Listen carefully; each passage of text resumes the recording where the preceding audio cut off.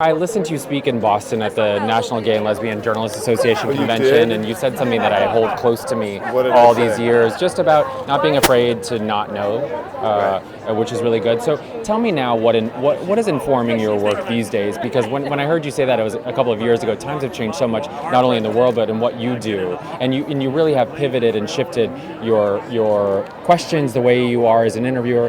What does it take to be you today? What is informing my, you said what is informing my work? Does it take to, a commitment to the truth, a commitment to facts, a shared reality about what is reality and what's true and what's fact.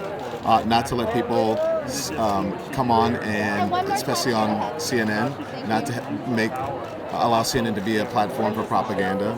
That's what informs me, and just staying rooted in reality and informing the electorate. That's it. And I remember you said, I think it was last fall when Oprah made an appearance for Stacey Abrams, that she came out and said she was an independent.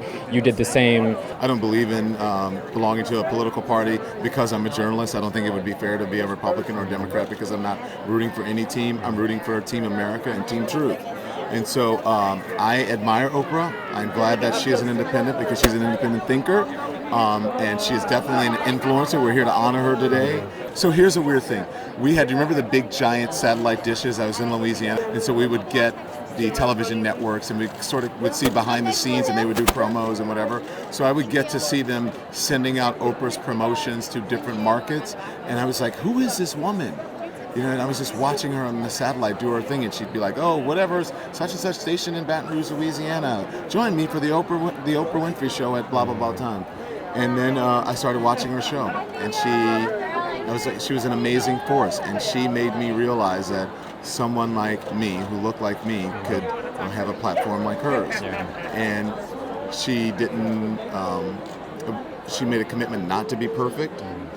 She made mistakes, but she was perfect in her imperfection.